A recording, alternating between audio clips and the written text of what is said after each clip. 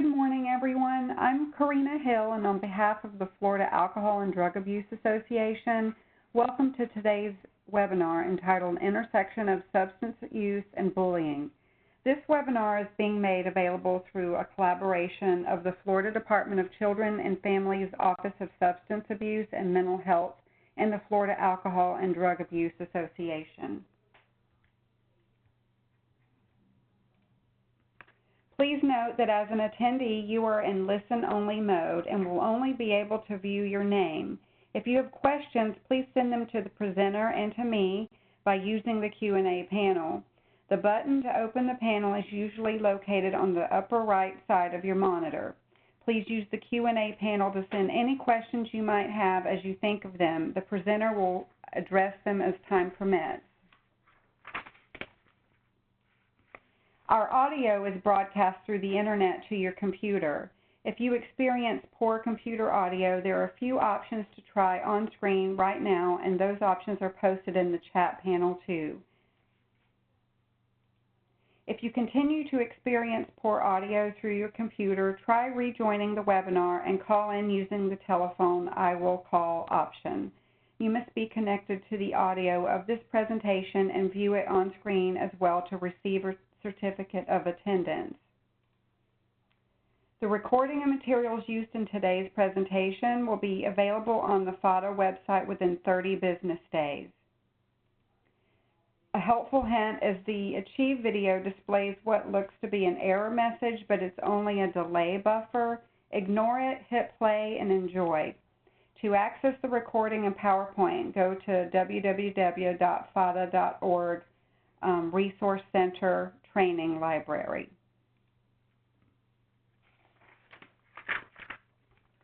FADA produces many webinars and workshops through the support of the Florida Department of Children and Families. To help participants track credits earned through attendance, we host an online community that provides a personalized digital journal where participants can maintain statements of credit for webinars and workshops taken through the Florida Alcohol and Drug Abuse Association. At the end of today's webinar, the web browser will direct everyone to an evaluation form on the FADA website. You will first need to register or sign in to your account to complete the evaluation. Information you provide FADA as part of registering remains confidential. Statements of credit will be posted within 5 business days after the evaluation closes in individual professional development journals for persons completing the evaluation and attending the full webinar. Completing the evaluation is necessary to receive CE credits or to access your statement of credit. Do note that the evaluation will close at midnight on Wednesday, February the 12th. 1 to 2 continuing education credits are available for participating in today's webinar for persons licensed through the Board of Nursing, the Board of Clinical Social Work, Marriage and Family Therapy, and Mental Health Counseling for persons credentialed through the Florida Certification Board. If you are a licensed healthcare practitioner, be sure to include your Florida license number for reporting to CE Broker when you register with our site for the first time. If you are certified with the Florida Certification Board or licensed outside of the state of Florida, you don't need to provide your certification number when you register with our site. Note, please, that your WebEx monitors arrival and departure of attendees and provides a report upon completion of the event. We are not permitted to provide contact hours or certificate of attendance if you do not attend the entire webinar. We are not permitted to provide partial credit.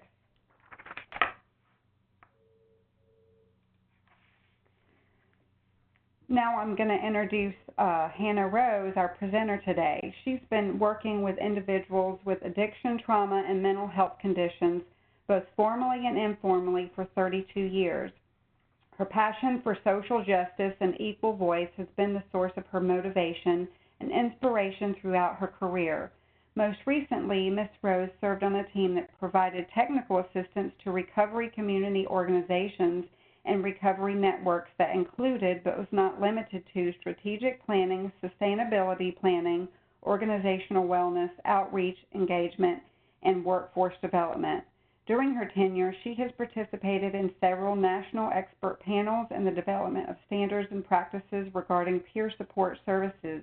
As project manager of a 3-year targeted expansion grant, she created ongoing workforce development training through 45 curriculum topics. She facilitated these learning events to 6,500 unique individuals through the grant period. Hannah's primary focus has been providing training, support, and technical assistance to nonprofit organizations, statewide networks, and partnering entities. Her expertise includes research, curriculum development, workforce development, and organization strategies.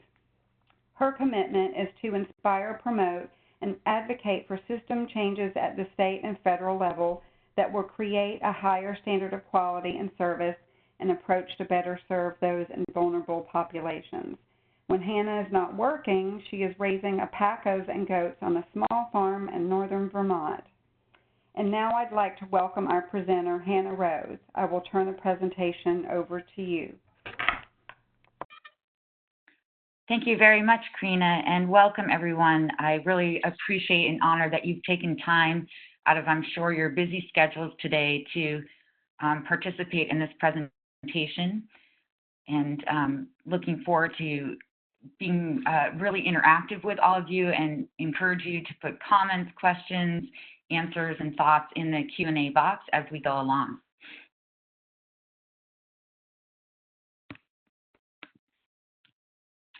So today's learning objectives are really to understand the common risk factors of bullying and potential risk factors connected with substance use disorder.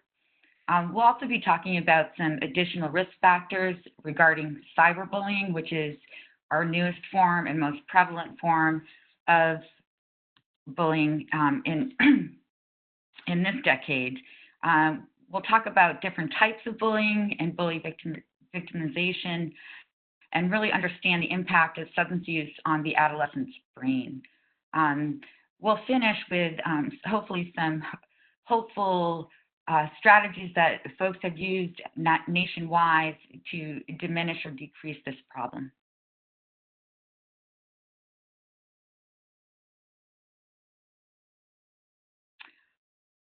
So bullying defined, and I'm sure you're all very familiar with this, it's the use of force, coercion, or threat to abuse, aggressively dominate, or intimidate. So I'm sure you're all reading the slide, but thinking about bullying, it often occurs without provocation. It's not a reactive or fighting back when someone else has been aggressive. There's a power differential between perpetrators and victims. The power can be physical, it can be social, it can be intellectual, it can even be socioeconomic or racial. The bully has more power than the victim, and unfortunately, the behaviors tend to be repeated over time. So that's what differentiates bullying from conflict.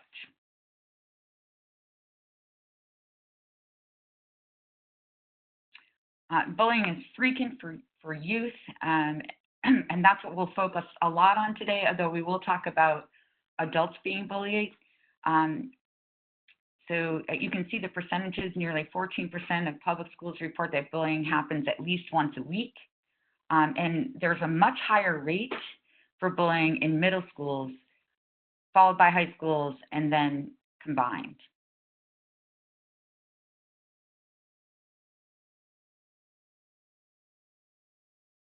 So some warning signs for bullying if you have your own children, or you're working in the school system, or you're just an ally that wants to help decrease this problem. Not everyone shows warning signs, but you could be alert for the following: unexplained injuries, lost clothing, books, any of their property, frequent headaches, stomach, feeling sick or faking illness. They don't have to go to school. Insomnia, nightmares, and then declining grades, loss of interest in schoolwork, or not wanting to go to school at all. When you're looking at warning signs, you want to look at more than just one. For example, when we look at body language, if somebody has their arms crossed, it could be because they're feeling defensive, but they also could be cold. So you want to make sure you're looking at more than one sign if you're concerned about somebody being bullied.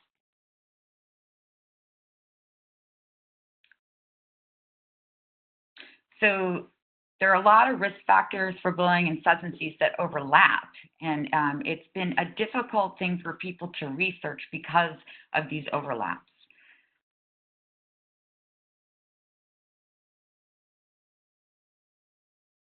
So risk factors for bullying and bully victimization, such as social difficulties, negative community influences, struggles in school, are also risk factors for substance use. So somebody may not ever have experienced being a victim of bullying, but they still could be running into social difficulties, feeling isolated, struggling in school. So that's why it's hard to differentiate and do the research for percentages on bullying and adolescents.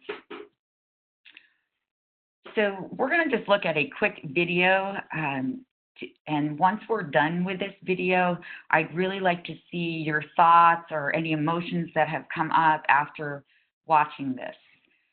It will just take a minute to get this video uploaded so that you can see it. If you have any comments so far, while we're waiting, be happy to answer them in the Q&A.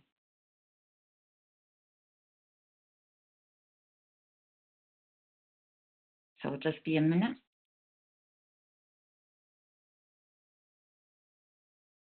And maybe while we're waiting, we can, if you want to, in the Q&A, mention why you decided to be part of this presentation today. What motivated you? I'd love to hear from some of you.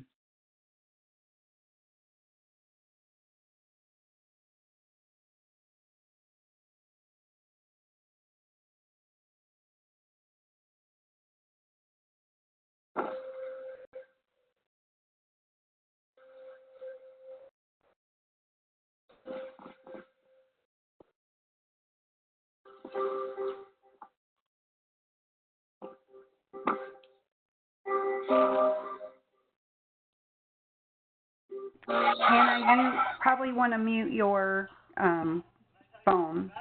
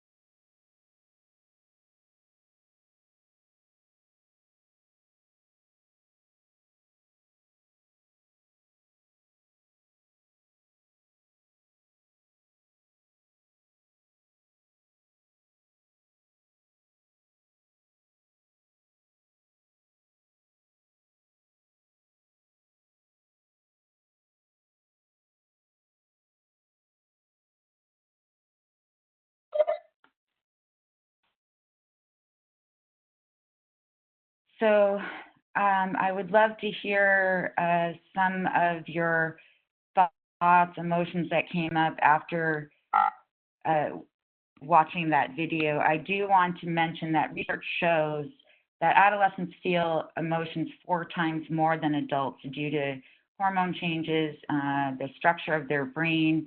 If you think back when you were in your middle school or early high school years, how much you felt and how much emotion you felt. So I'd love to have some comments in the Q&A.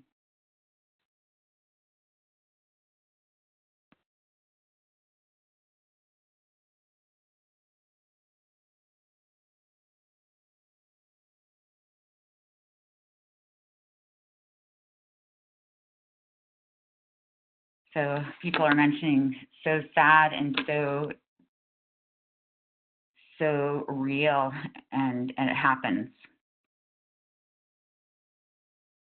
And yes, whoever, Sophia, I'm happy to send you that research.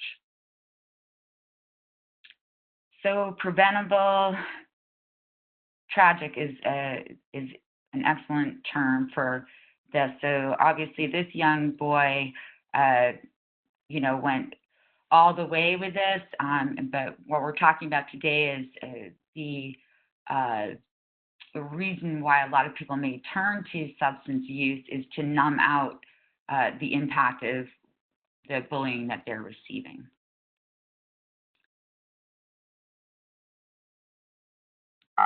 And thank you for all your comments. It's obviously the right audience to speak with, and it sounds like a lot of you are working in the school system. Whew, that one always gets to me. So anyway, types of bullying. We used to think about bullying as the physical bullying, pushing around, or even the verbal bullying, making fun of, threatening. But unfortunately, we really moved into some psychological bullying, and the cyberbullying has become a huge problem. So we're going to dig a little deeper in each one of those. So the main platform for bullying now in our contemporary culture is on social media websites. The landscape has changed and social media has become so popular. It's not only for adolescents either, it's for adults too. When social media began, I don't think anybody was planning on this platform to be used in such a negative way. But as we all know, it's not only far-reaching, but it's permanent. So social bullying is damaging a person's reputation or relationships. It can occur behind somebody's back, in front of a group of people, or online. It's usually to put others down or to gain social power. It may also occur because the bully wants to maintain his or her social status. Gossip is a form of bullying, and often we may not think of it that way. Gossip is passive-aggressive behavior, so somebody is not able to go and talk to the actual person about whatever issue they're having. So it's an attempt to get other people to side with whomever started the gossip. And this happens to both adolescents and adults.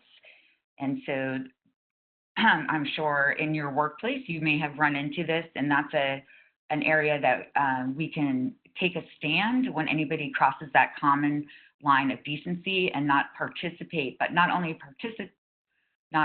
participate in gossip, but also say something or do something to have that behavior stop. So here are just some examples of social bullying. It's purposely excluding others, ghosting on social media, spreading rumors, sharing fake stories, making up stories about people, humiliating people in front of others, and posting embarrassing photos or videos online. So what would be an example of posting an embarrassing photo or video online? What are your thoughts around that? And it could be directly, I'm leading you on this question, but directly related to substance use. What are your thoughts? Exactly, Nora, thank you. Say somebody used substances for the first time under peer influence or peer pressure. Maybe it was alcohol. They went into a blackout and did things that they don't even remember and were videoed or photos were taken and then posted online. somebody else, Rosario mentioned using or selling. Something that we really need to do with our youth and young adults is explain the long-term impact. It's so far-reaching, and it's permanent. It can affect their future applications for college or employment. And somebody else could capture them in a moment where they maybe weren't making the best decision, and it can be, the impact can be permanent and ongoing.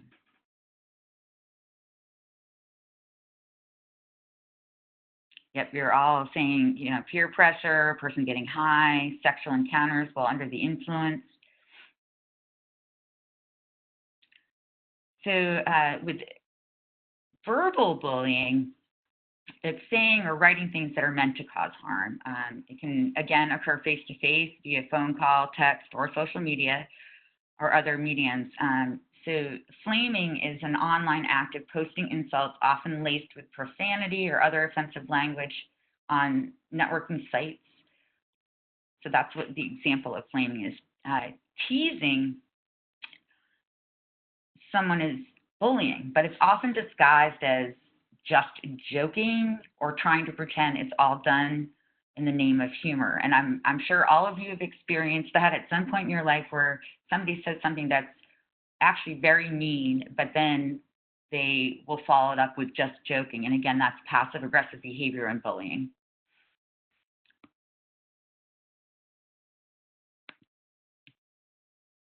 So just here's some statistics. Name calling comes up as number one, teasing next, spreading rumors or lies, threatening, stealing belongings, and then sexual comments or gestures. And all of them are forms of social and verbal bullying.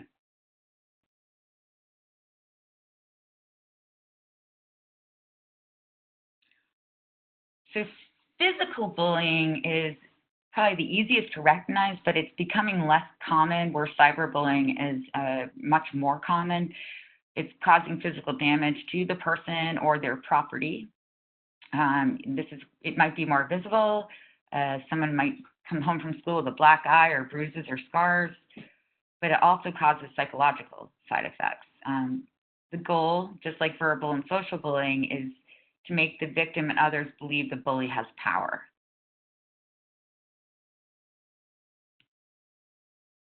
Some statistics here. Pushing and shoving seems to be the highest percentage. Hitting and slapping or kicking comes in second.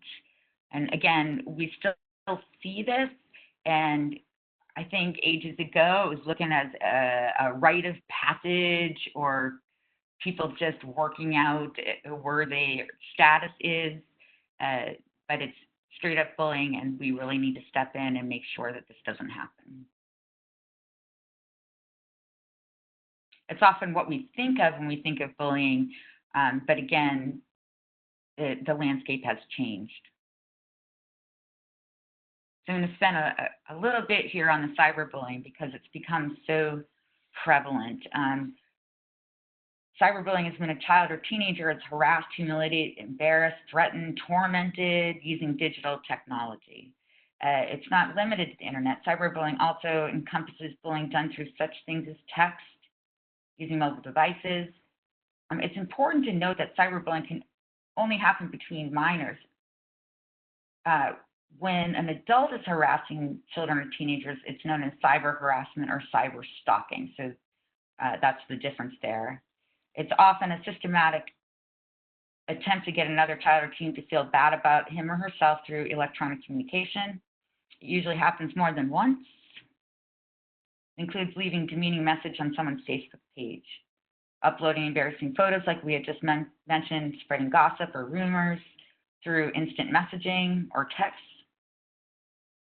There are a number of ways to humiliate or threaten children online, and because the damage is often psychological, it carries over into the real world.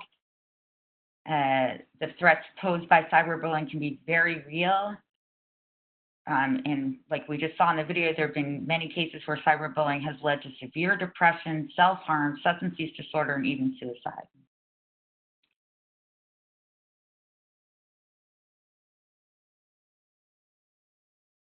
Somebody thank you, Michael, mentioned in the Q&A, one factor that's not discussed enough is the lack of adult supervision is a huge factor, big factor, and parents and teachers, extended family, friends need to be more involved with their lives of their children. This is it's a short video also.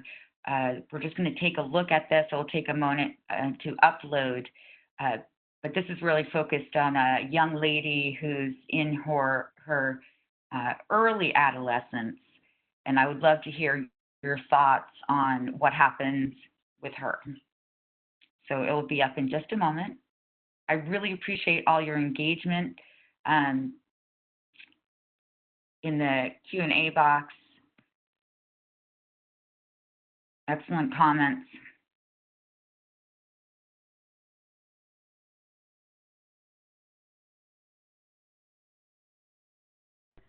This video has a few seconds of silence, so you're still on. Don't think you're off.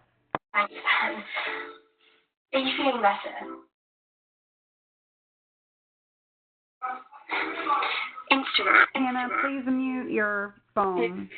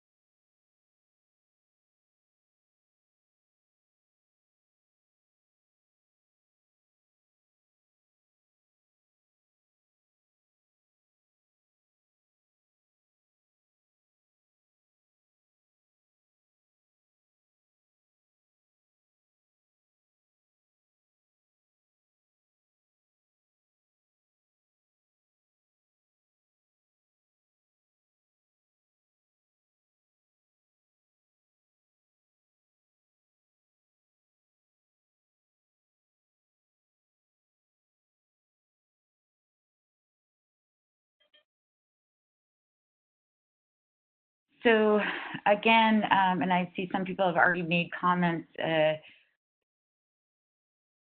idea that we haven't prepared our children for the power of social media is absolutely true. And Michelle Williams had mentioned social media is like biggest blessing and biggest curse. And I don't think that we all had planned on how it's just like a train, a runaway train. Just some thoughts on this video. I would love to hear what emotions came up for you. What was this young lady going through?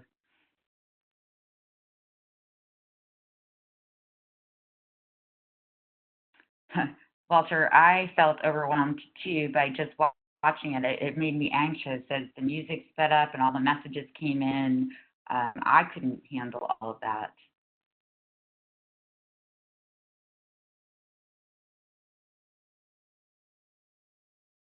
Major anxiety, self-worth issues. Adolescents and young adults, one of their main things that they're focused on is being accepted by their peers, developing intimate relationships, and this is just a whole nother level. Plus, the amount of information coming at our youth and young adults is tremendous. Comparisons, people looking at social media and thinking, just seeing everybody's perfect lives, or it's just another level for our adolescents to deal with.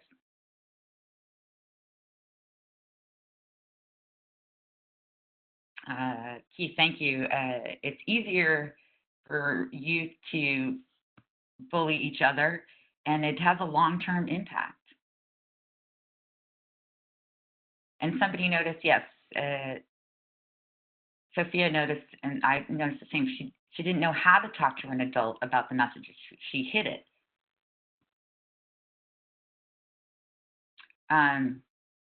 Rosario, yes, a very important point. Kids are moving so fast. Instant gratification, reinforcement is actually seeking a high and feeling lost. So this all can eventually lead to substance use.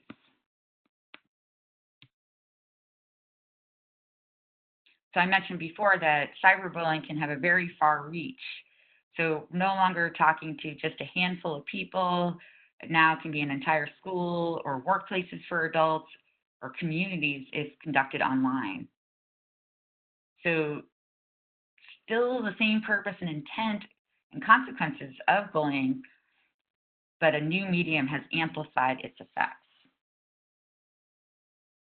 And there are different types of cyberbullies. There are similar traits to more traditional bullies, but there are some differences. Some cyberbullies are victims of real-world bullying and go online to bully others to feel powerful. Others are bullies offline and want to extend their sphere of influence and power to the online world.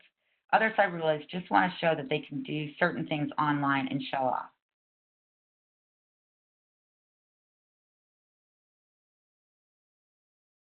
So here are some statistics which I find really disturbing. So 4.5 million youth aged 12 to 17, the group representing 19% of American adolescents have been cyberbullied. Research shows that girls were much more likely to be cyberbullied. And then bottom line, because we're going to be leading into the link to substance use disorder, 14% of boys and teens were cyberbullied, were more than twice as likely to have used tobacco, alcohol, and marijuana. And the bottom line, the reason why it's in bold and black, teens who spent more time online were more likely to be cyberbullied, which seems like an obvious fact, but it's also a place we can look at and intervene. So if we can decrease time online, have youth and young adults connect in in-person social activities, spending more time with parents and off the computer, the less chance there'll be cyberbullying.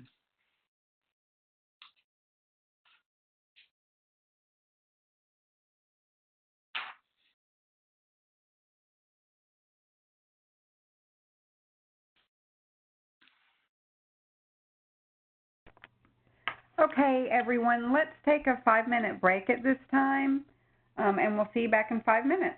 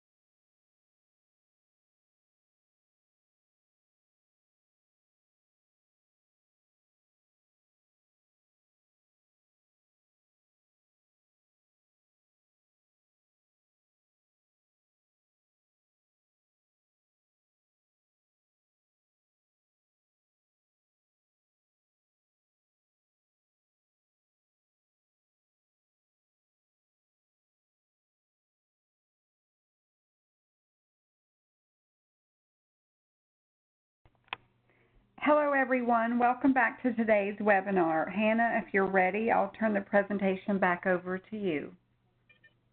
Thanks, Karina.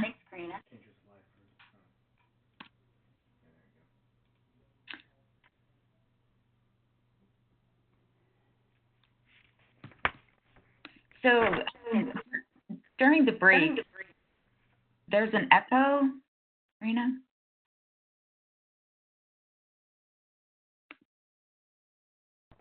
Try it now. I just hit mute. Thank you. There was a question Natalia had asked, during the break.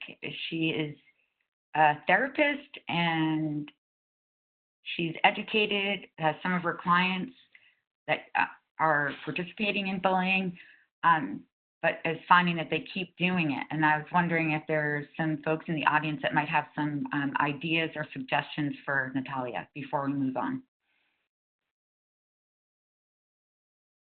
And just feel free to put those in the Q&A. I believe that this group, and there's a lot of you on this presentation, have collective wisdom, and so please share any ideas that you have. So now we're going into the actual link between substance use and bullying.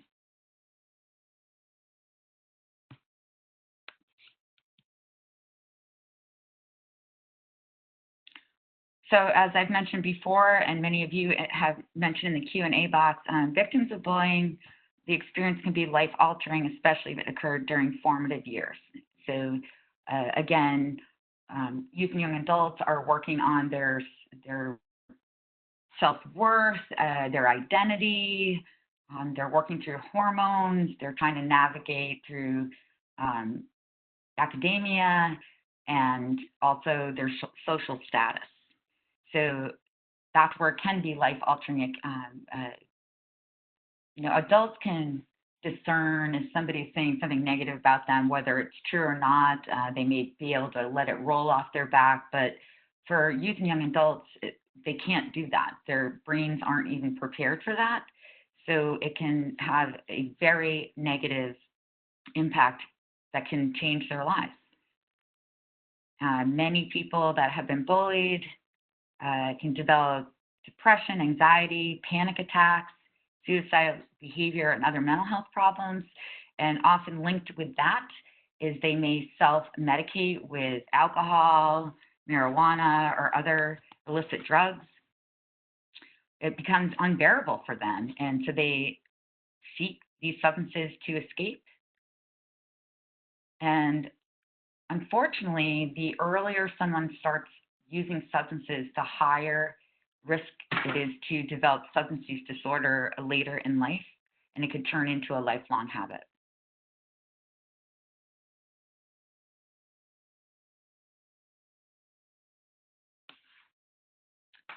So a recent study involving more than 4,000 students found that children who are bullied in 5th grade are more likely to experiment with drugs and alcohol during the next 5 years.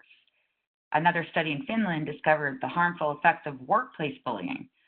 So again, this doesn't just happen to youth and young adults. It crosses, all races, socioeconomic status, ages. And so victims of workplace bullies are more likely to take antidepressants, sleeping pills, sedatives, and other psychotropic medications.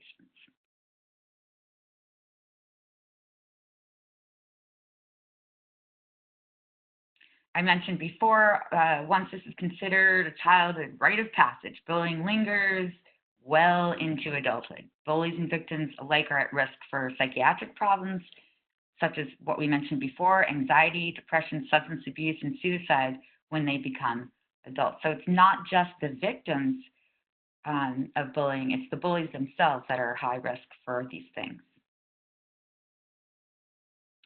As I mentioned before, and I'll get into more depth, youth and young adults are experiencing 4 times the level of emotions than adults do, and I'll explain why that happens and what's happening in their brain.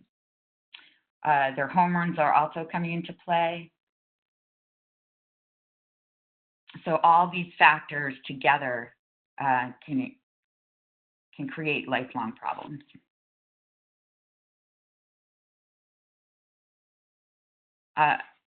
Another survey on youth risk behavior, it's a national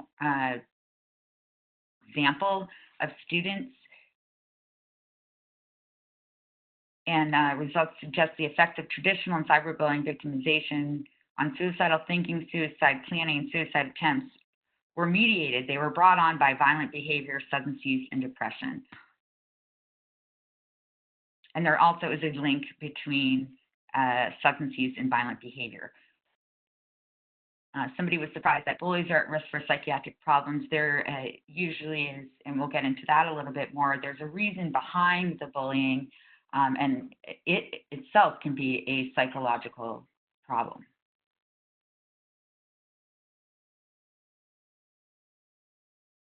So these are just some more statistics. I'm sure you're all aware of this, but again, bullying is most prevalent among middle school youth. And think about those years of coming into adulthood.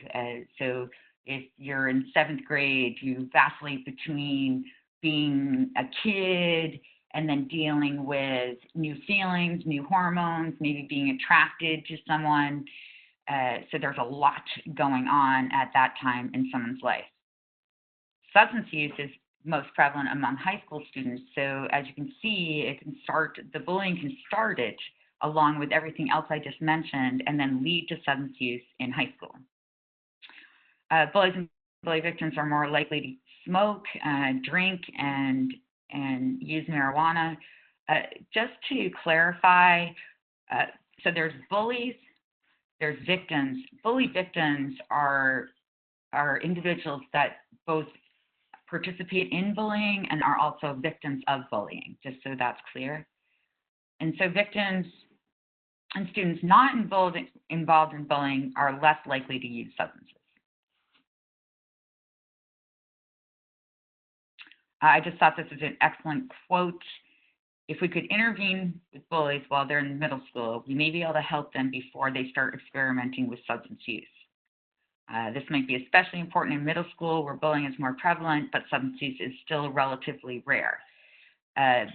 This was in 2012 from this author, but we're finding, and maybe you are all recognizing this too, that substance use is happening at much earlier ages than it had in the past.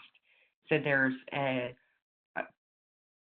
children that are not even in middle school that are using substances, and it may be due to many different factors.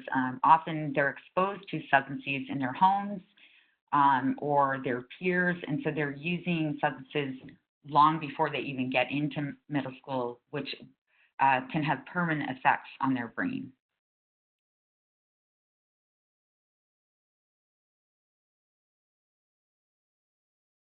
So something to highlight is the connection between drug use and bullying is more pronounced in the bullies than in the victims of bullying. Bullies use substances more often, which is just another part of a set of problem behaviors. So the bullies themselves often or typically have low self-esteem themselves, and they turn to bullying others to feel stronger and more confident. They seek to self-medicate with alcohol or drugs to deal with underlying mental health problems that are at the core of their aggressive behavior. So that's something to think about in the bully is what is going on behind it? What is the backstory? How did they get to the place where they felt the need to humiliate others to make themselves feel better? Another important point is bullies are more likely to contact and communicate with peers who display the same kind of behavior or to reinforce it. And that can happen if we take bullying aside in substance use also. So those with substance use disorder may seek to communicate, spend time with, be around peers that are also using substances because it helps them make it feel normal, and it's a way to deny that the issue is at hand.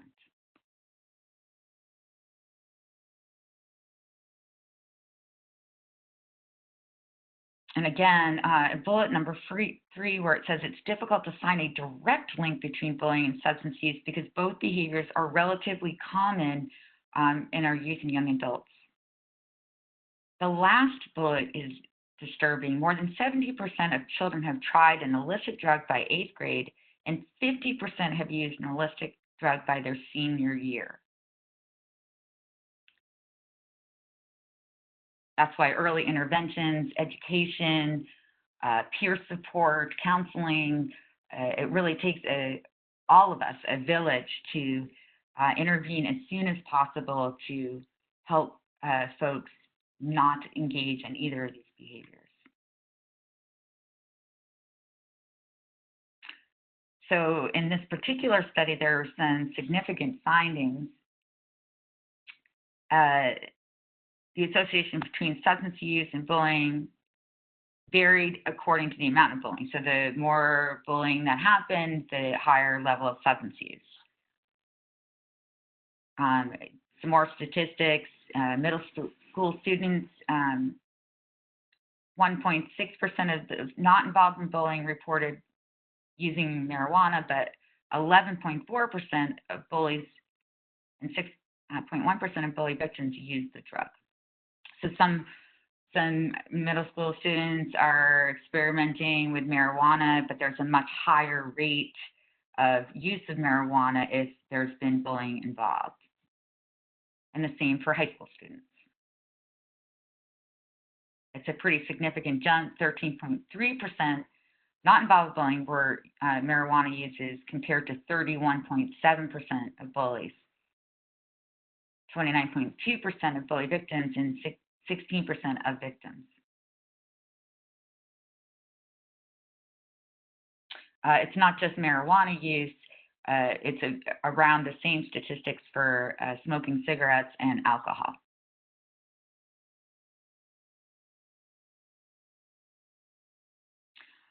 So if you're a parent out there, or again, an ally, a teacher, anybody involved with youth and young adults, here's some potential signs of bully victims. So again, the bully victim, to clarify, is somebody that engages in bullying and also is a victim of bullying. So, you know, unexplainable injuries, a lot of physical manifestations, or again, we mentioned before, pretending to be sick as a way to avoid being around bullies, lost or destroyed items, sleeplessness, nightmares, and their school performance can go way down. They may lose interest or not want to go to school anymore. Changes in eating habits, binging, skipping meals. So bully kids often are hungry when they come home because lunchtime might be the place that they get bullied. Their self-esteem may plummet, and they start to isolate, avoiding social situations. And they may start talking about suicide, they run away from home, or engage in self-harm. So if you think about if you're not performing well in school, there'll be consequences of that. If you can't sleep or you're having recurring nightmares and your self-esteem is just plummeting, and I think the biggest piece here is the isolation. That's a excellent comparison with substance use disorder. If you talk with folks that have experienced substance use disorder, isolation is one of the common variables across the board. Somebody mentioned a reference list with full study citations. You will have access to that at the end of this PowerPoint once it's posted up online, Maria. So that was for the bully victim. Here's some potential signs of somebody bullying. He or she is reported to get in fights often. Maybe you'll notice that somebody has become more aggressive. Maybe they have extra money or new belongings, clothes, jewelry, electronic devices. Bullet number 4 is very interesting. The bully never takes responsibility for his or her actions. The psychology behind that, they may often use blame as a way to explain their behavior, and cyclical blaming, blaming all the time, can actually turn into a personality disorder. So persons that blame others all the time, it's a way for them to stay in a level of denial. They know inside the behavior that they're demonstrating, the things that they are doing isn't right. But if they can blame others for that behavior, they can fall into a level of denial that can go very deep. You also might notice somebody becoming increasingly competitive. Being popular at school becomes a top priority for them.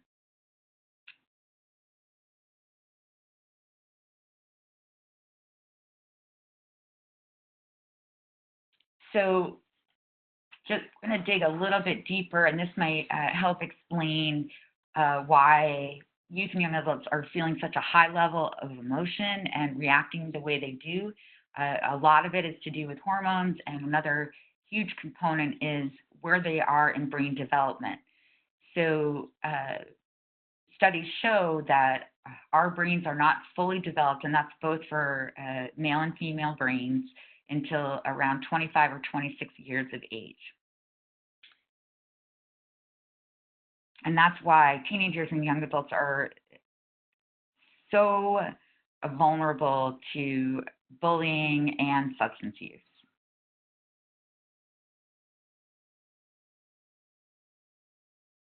So let's think about adolescence. It's a phase between late childhood and early adulthood. It's not only our physical bodies changing and maturing, but also our mental and emotional development. So youth and young adults are moving into becoming independent, responsible adults. The major developmental tasks of adolescence include establishment and nurturing of intimate relationships, development of identity, future perspectives, independence, self-confidence, self-control, and social skills. So not only are adolescents going through school, trying to manage social media, all their electronic devices, we don't know what's going on in their families, but their main focus are these things: establishing and nurturing of intimate relationships, development of identity, future perspectives, independence, self-confidence, self-control, and social skills. It's an incredibly intense time in someone's lifespan.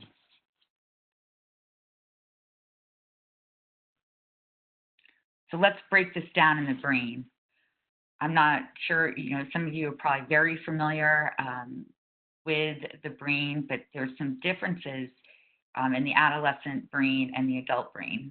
And again, we're talking not until 25 or 26 years old that it's fully developed.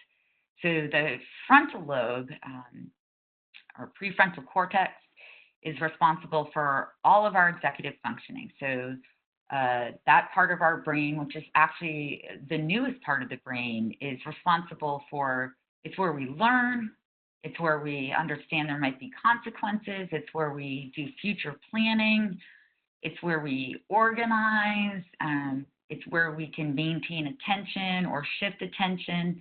And the adolescent brain does not have a fully developed frontal lobe. So their brain and their reactions and their decision making is not coming out of this part of their brain, whereas an adult it is. So some potential problems for youth and young adults is their short-term memory is impaired with easy distraction. And so think about that young lady we saw in the video. Like I said, I don't know if I could take that much information coming in. So if I'm trying to study for a test or prepare to play on a sports team, and I have, 100 Instagrams coming in, or so social media hits, it's going to be very hard for me to pay attention to anything. There can be inappropriate behavior with difficulty using social cues, information to direct, control, or change personal behavior, because again, that part of the brain is not fully developed. Inhibition is impaired, which can be very dangerous if they're using substances. So our frontal lobes function as our, chief executive officers. It's the part of our brain where we're looking at the bigger picture and thinking ahead. Adolescent brain is just learning how to use the prefrontal cortex, and they're not always very successful at it. What would be some examples of a youth or young adult not being successful using the part of the prefrontal cortex? So I mentioned, some of the functions are learning, paying attention, understanding there could be future consequences. What would be some examples of where this could be a big problem for youth or young adults.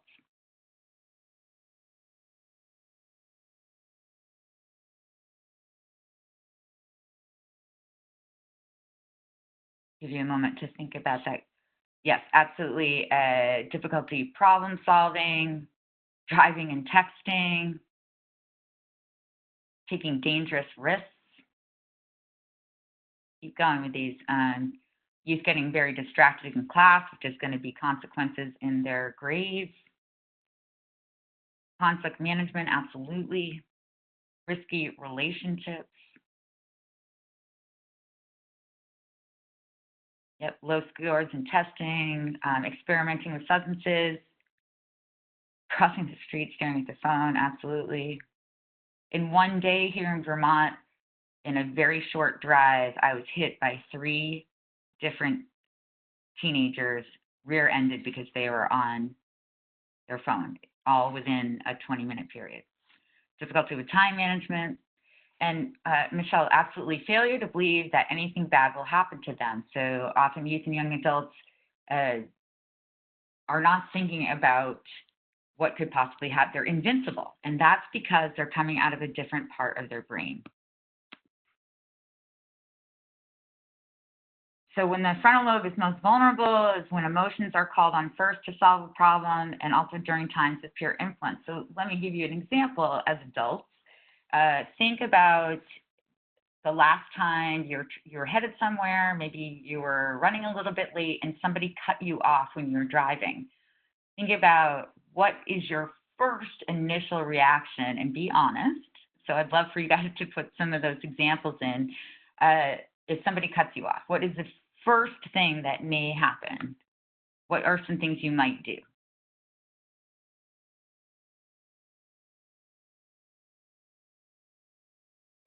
Thank you for being honest, Sharon. Yell, right? Get irritated, get upset, honk the horn. Absolutely. There might be hand gestures, all kinds of things can happen. That is not coming out of our prefrontal cortex. That is coming out of the next part of the brain I'm going to discuss. That's where all of our fight, flight, and freeze, our emotions come out of it.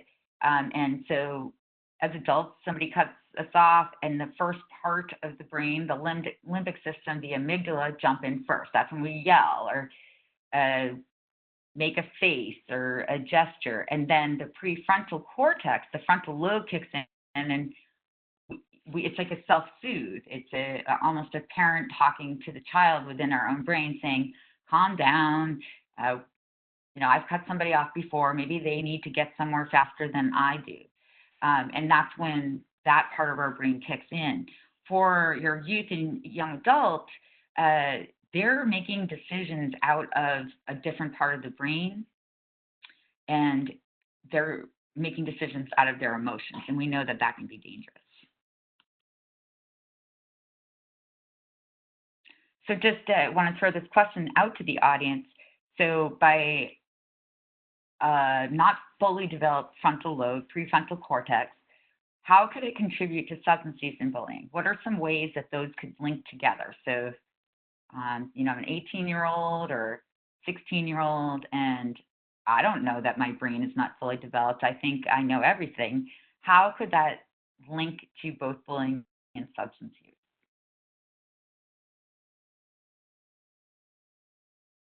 Any thoughts on that? I really appreciate your engagement.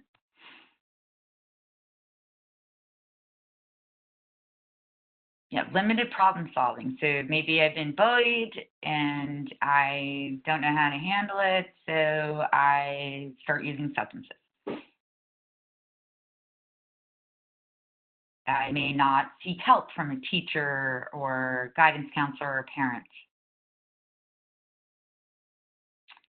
Yes, Renee, excellent point. Overwhelming emotions that need relief. And substance use provides that self-soothing. Yeah, absolutely, Michelle.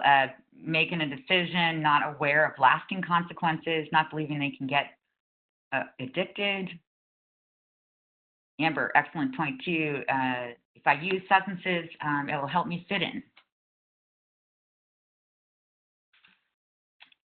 Impulsivity, absolutely, because that's another part of the brain, the temporal lobe, that is not fully connected. So if you use a car analogy, if you're driving your car and your brake line isn't fully connected, you're not going to be able to stop. And that's a good analogy for the youth and young adult brain, is the temporal lobe is very responsible for impulsive reactions. And if it's not fully connected, they would be less apt to stop an impulsive behavior.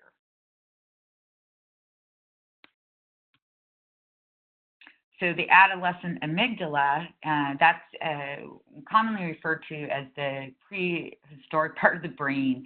It's something that was a much larger part of our brains when we didn't have safety and security and shelter. So, you know, ages ago when we're hunter and gatherers, this part of the brain needed to be bigger because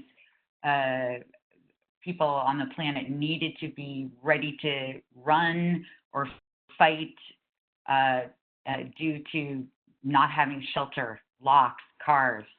And so over time, over the ages, the amygdala has become smaller due to that. But in the adolescent, the amygdala is really driving their decisions. It's the emotional center of the brain, and it's used often in decision-making processes until that frontal lobe is developed. So it's responsible for impulse reactions, emotional reactions, fear, and decision-making. And so, unfortunately, the use of substances before the age of 15 can have a permanent impact on brain development. Trauma can also do the same thing. So what can happen is the amygdala is being used more often, and so think about it as a more developed muscle, and the prefrontal cortex is not as involved, so it can actually shrink in size, and we can now see that through MRI, SPECT imaging, and we can see it real time, the brain structure change. So we really have to intervene as young as we can, so we can prevent brain structure problems later on.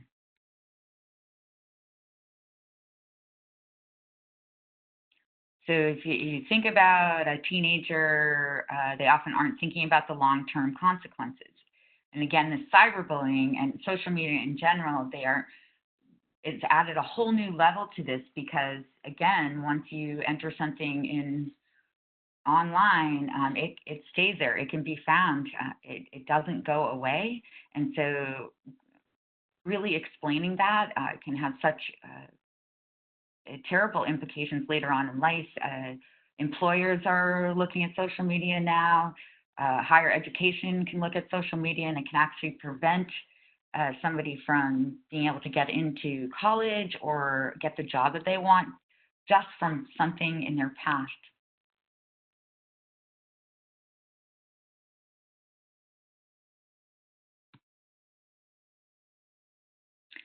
So a critical point here, the adolescent's perception of self, that's a function of brain development, and teenagers' self-appraisal is directly tied into what they believe others think of them. Say that again, teen self-appraisal is tied into, due to their brain and where it's at, into what they believe others think of them. Again, once we are adults, somebody might not think, they may not like us, or they think we're a certain way, and we're able to navigate through that prefrontal cortex on how to deal with it. But a youth or young adult isn't as able to do that, and one of their main focuses is they're taking outside appraisal to that influences how they believe about themselves. So why does this matter? I want to throw that question out to the group.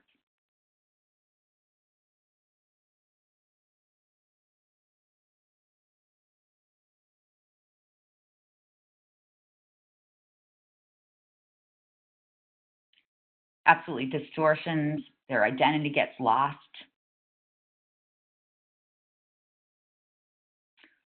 Development appropriate but untrue, yes. Shapes the decisions in order to be accepted by their peers.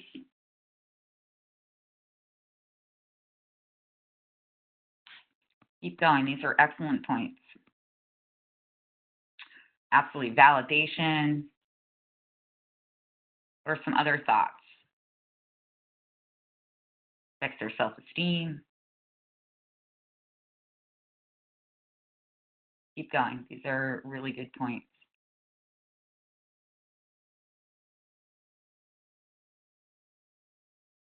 Dangerous consequences, absolutely.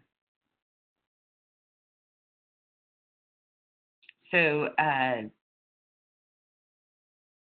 it might be helpful to explain to a youth or young adult about brain development and explain this whole process to them. It might help them have a different viewpoint versus saying, oh, don't worry about what your friends say about how you look, that they aren't going to buy into that.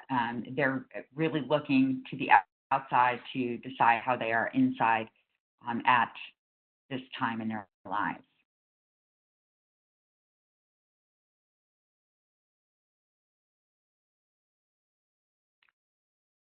So Duke University did a study, a very recent one, 7 million youth binge drink once a month.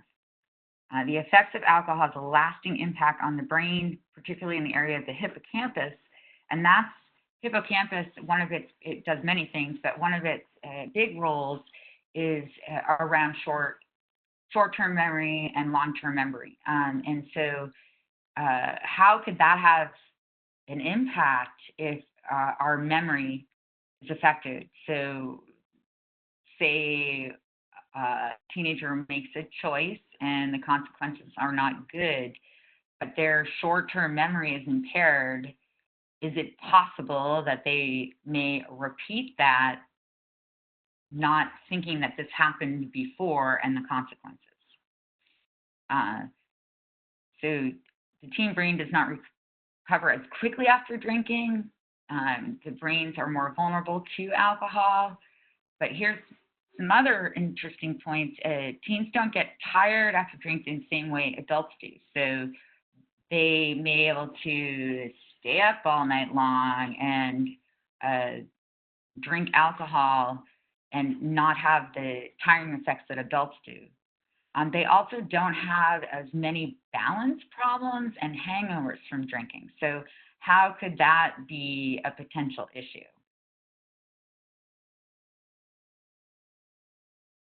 Their brains are more vulnerable. They may not recover as quickly, but they don't tire as easy, and they don't have some of the balance problems. They seem fine to adults, absolutely, this area. So the adult might not realize how much somebody has had to drink. So balance problems and substance use, I don't know, if you've ever been in that place, but if you've had a little bit too much to drink, the balance problems, you noticed a stutter or a stumble, that might be a cue that you've had too much and you stop. But they aren't experiencing this, that balance problem the same as adults, so that may lead to using even more substances. There's not that sign to stop.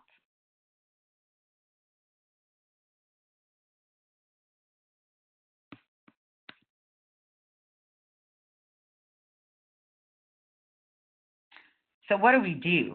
And I can tell from all your interaction on the Q&A, and I thank you for that, that you all really care about this subject. You wouldn't be participating in this presentation if you didn't. So before we get into some successful actions and interventions that folks have done nationally, just thinking about this brain piece and this runaway train with social media, what are some actions or interventions that you either maybe have done and it's been successful, or you had a new thought today about how we could intervene and decrease both substance use and bullying. I'm going to give you a minute to think about those questions.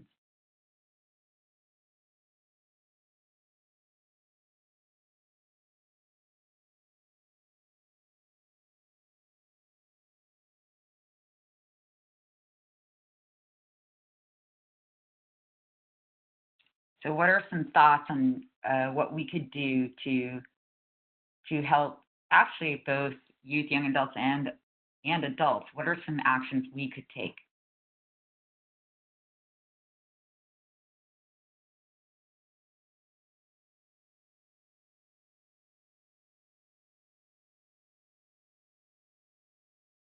Lisa, I love that. Promote positive and kindness.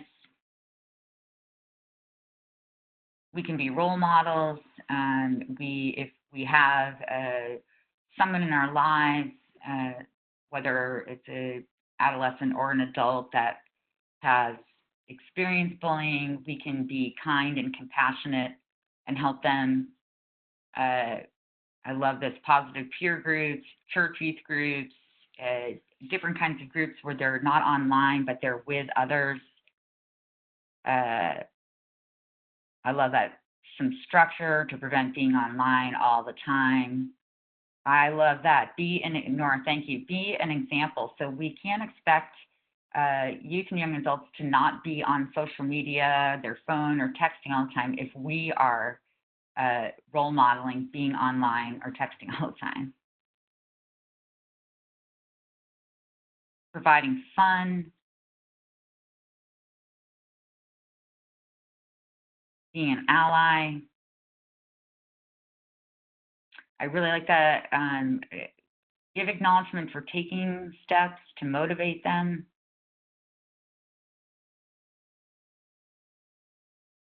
Keep going.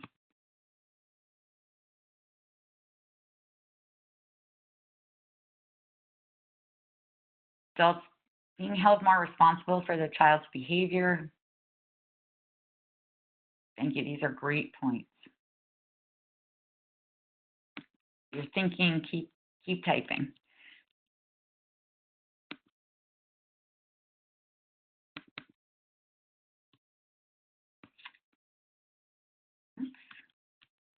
Sorry. Be more involved as a parent, meet their social group, encourage activity in the community. So it's an excellent point there. Often there are two parents working really hard just to make ends meet, and so a child may be going home alone, and there isn't activities in the community for them to participate in. So by default, they may spend more time online to have something to do.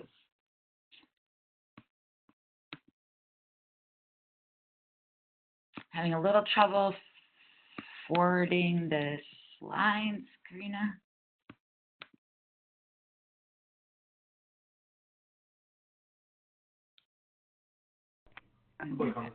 Try to click on the slide that you want to present.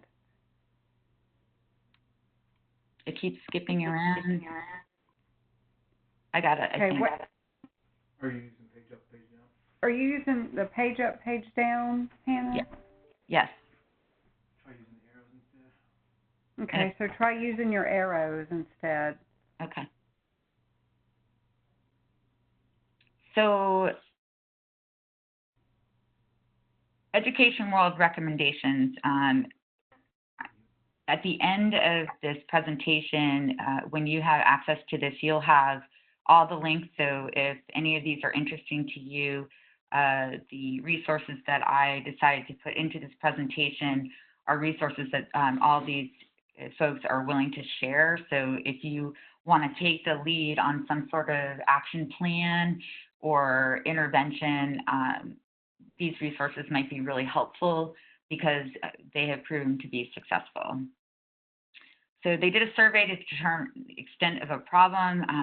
Educate school about bullying behaviors, response strategies, and available resources. So this is for teachers, guidance counselors, the leadership of a school, to really give them a lot of information so they have tools in their toolkit to be able to handle this. Another suggestion was to increase supervision in cafeteria, hallways, bathrooms, playground.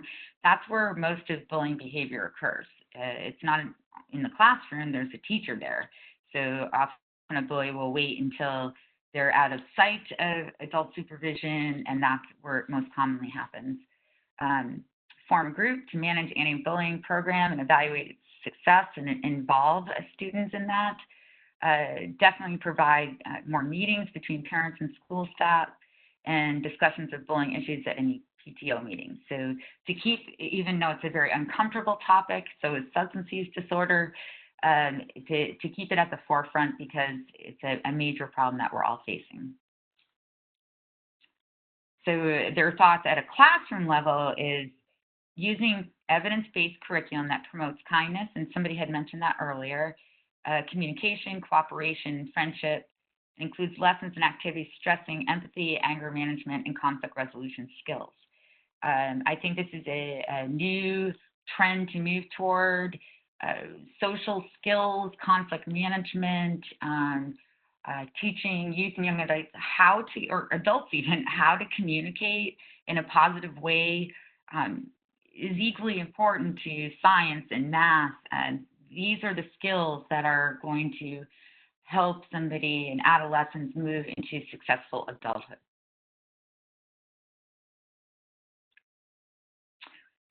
Developing class rules against bullying, and it's often a good idea to have the participants of whatever group that you're in front of come up with those rules, because if it's a collective consensus with ideas coming from the youth, young adults themselves, they're more apt to buy into them and follow them. And here are some suggestions. Won't bully other students. Try to help students who are being bullied. Always try to include students who might feel left out.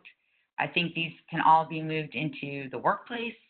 Having immediate consequences for aggressive behavior, immediate rewards for inclusive behavior, and possible sanctions. So this is one approach. It does have some pieces that some of you may consider punitive. So there's different schools of thought on that.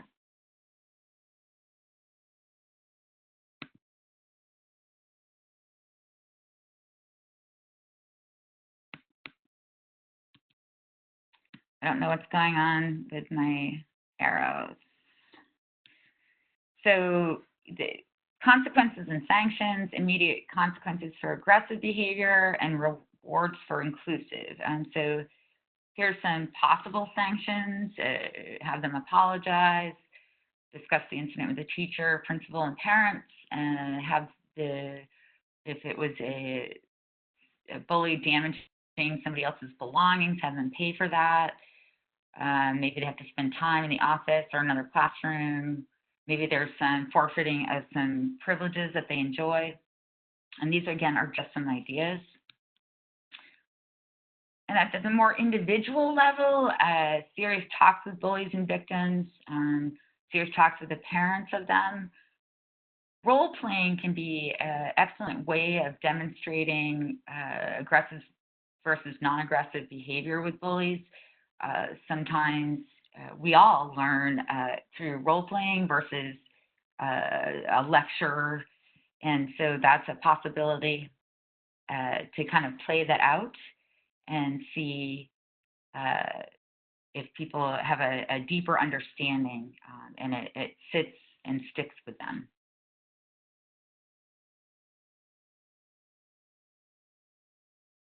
So that's one approach. Another approach is mediation. And so the mediator asks if each of the students in turn to explain the situation as he or she sees it. This is when they're all together. The other student is required to listen without interrupting, and at the end to summarize what has been said. Each is asked to make suggestions on how it might be resolved. And then the mediator, if you're a good mediator. You're taking all suggestions without any comment or opinion either way. And then each suggestion is listed and then examined and discussed to discover the one in which everybody agrees to resolve the conflict. So this is a different approach versus sanctions and consequences. I know that in many different areas, we're moving toward more restorative practice approach versus punitive approach. All of those practices are designed to restore damaged relationships. They do require that the bully acknowledges wrongdoing and the harm he or she has caused, and then acts restoratively through an apology and compensatory action. This could involve a meeting with the person bullying and other interested parties, parents, or a classroom of students. Often, if you have a peer panel, restorative peer panel, that can have a very influential impact on somebody that's at that same age.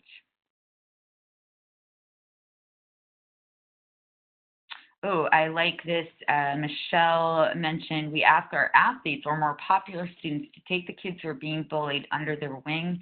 And Michelle says they've been very successful with that. I like that mentoring buddy system. That's a great idea.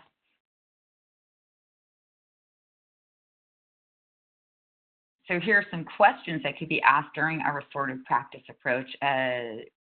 Bully is asked, what happened? What were you thinking of at the time? What have you thought about since? These are nice open-ended questions to allow for answers that are longer than a yes or no answer. Might help them think about the whole process. It might be a way to kind of move through that amygdala into helping them develop that frontal lobe. And I think question number 4 is great. What do you think you need to do to make things right? And how can we make sure this doesn't happen again? So these open-ended questions really are a way to have the person bullying really think about their behavior versus telling them it's not good. Because again, we're talking to a not fully developed brain.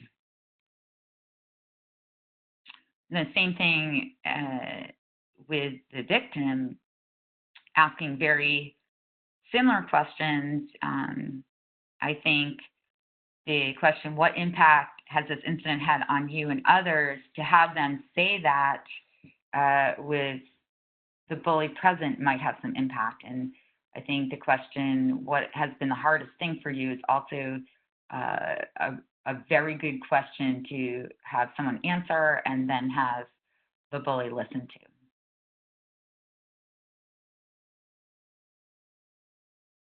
So what are your thoughts on, and I'm not saying one's better than the other.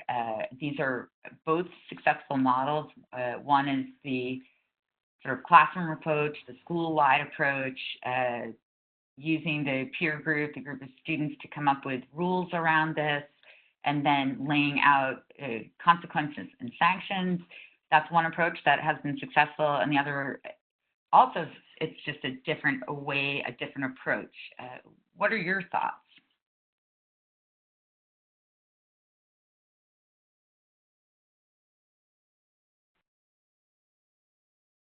And I'd love to hear from you because we're closing in on the end of the presentation. And some of you have mentioned in the Q&A of some strategies that have been successful for you. So outside of these 2 approaches, you may have some other recommendations that the audience could benefit from.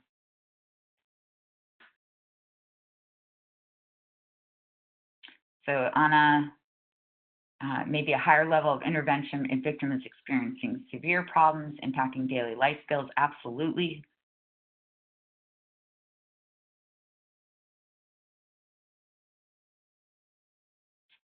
Julia, I'm glad that you're going to try some of these approaches.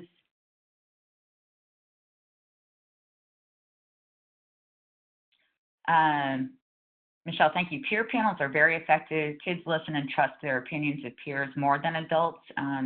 That's where the restorative approach can work. When there's a panel of peers, it does have more impact.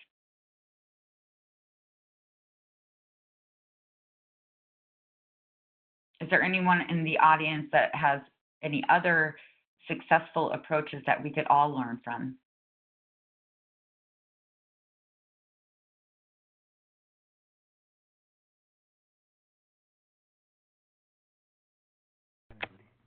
Hannah, I noticed that there was an attendee that mentioned that they use their athletes to take students under their wing to help out. Yes. Yes. Maybe they want to share a little bit more. Sounded really interesting. I think that was Michelle. Michelle, would you be willing to let us know a little bit more how that you were able to do that? Because I agree that was something I hadn't seen before.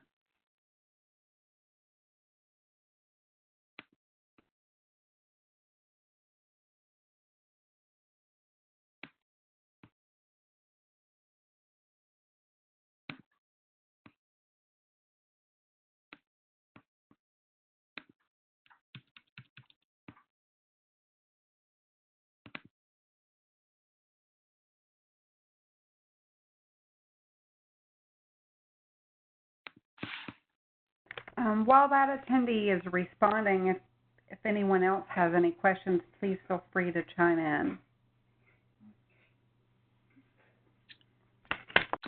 I'm having a difficulty scrolling down the Q&A. And I just want to make sure that I'm not missing any responses.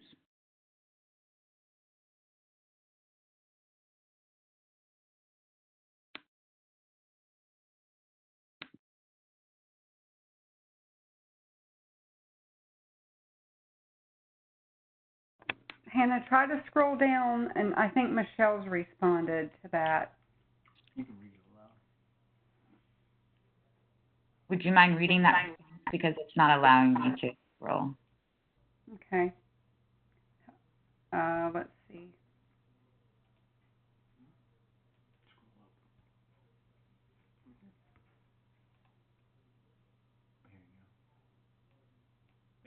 Okay, so Michelle's saying when other students see the popular kids with them, they tend to back off. Popular students and athletes have a lot of informal time together. That's great. It's a very interesting approach that I could see would be very successful just for those reasons. Michelle, thank you for sharing that.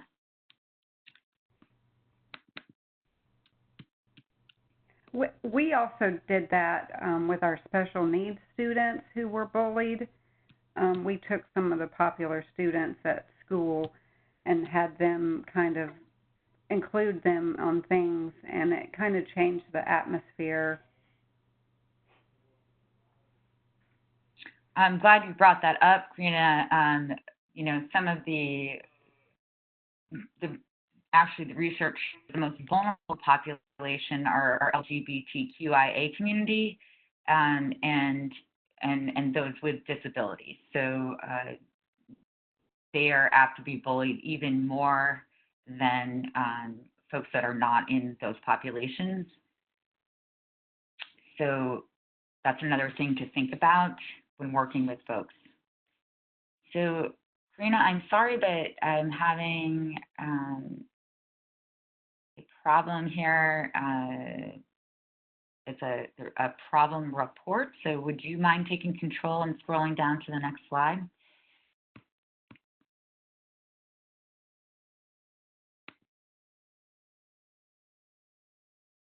Thank you so much. So we have an echo too.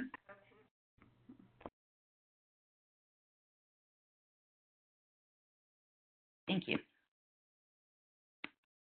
So I want to thank you again for all your thoughts, sharing some successful approaches